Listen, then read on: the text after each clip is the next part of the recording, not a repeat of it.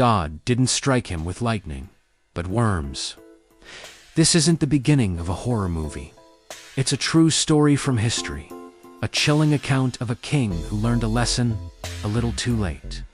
His name was Herod Agrippa I, a man who had it all: power, wealth, and the adoration of the masses. But one day, his story took a grotesque and horrifying turn. Our story begins in the grand coastal city of Caesarea. Imagine a massive, open-air theater, shimmering in the Mediterranean sun. The air is electric with anticipation. King Herod, adorned in a magnificent robe woven from pure silver, makes his grand entrance. As the first rays of morning light hit his garment, it dazzles, reflecting a brilliance so intense that the crowd gasps in awe. They are completely captivated. In this moment, Herod isn't just a king. He's a spectacle, a living idol. As Herod begins to speak, his voice booming across the amphitheater, the crowd is spellbound. His words are powerful, his presence undeniable. But then, something shifts. The admiration turns into something more dangerous. People in the crowd begin to shout, their voices rising in a unified, idolatrous chant. This is the voice of a god, not of a man. Think about that for a second. They weren't just flattering him, they were deifying him, placing him on a pedestal meant only for God. Now, this is the critical moment, the turning point for Herod. He hears them. He understands exactly what they're saying. He has a choice. He could have stopped them, corrected them, and said, "No, I am just a man. All glory belongs to God." But he didn't. He let the praise wash over him. He savored it. He welcomed the worship that wasn't his to receive. In his heart, pride swelled, a dark and consuming force. He accepted their worship, and in that single, silent moment of arrogance, he sealed his own fate. The Bible tells us what happened next with terrifying clarity. Immediately, an angel of the Lord struck him down. There was no thunderclap, no bolt from the sky. The judgment was silent, internal, and utterly gruesome.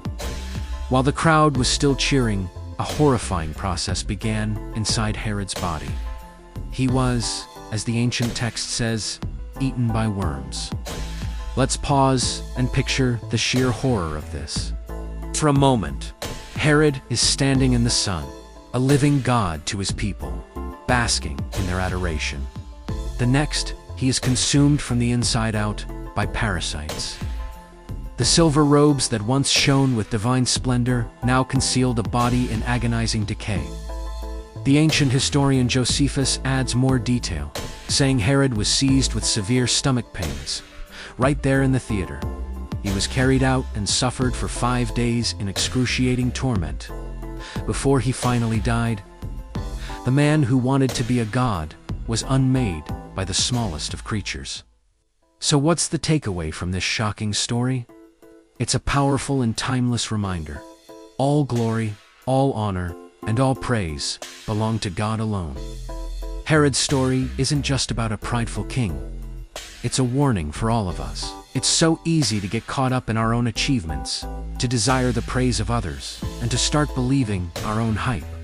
We might crave likes on social media, applause at work, or admiration from friends. These things aren't bad in themselves. But when we start taking credit for blessings and gifts that ultimately come from God, we're stepping onto dangerous ground. Herod's downfall teaches us that pride is a spiritual poison. It elevates us in our own eyes, but separates us from the source of all life and goodness. Humility, on the other hand, is the antidote. It's recognizing where our talents, our successes, and even our very breath come from. It's about pointing the glory back to where it belongs. The story of the king eaten by worms serves as a stark, unforgettable lesson that God will not share his glory with another. It's a call to live with humility, gratitude, and a constant awareness that he is God and we are not.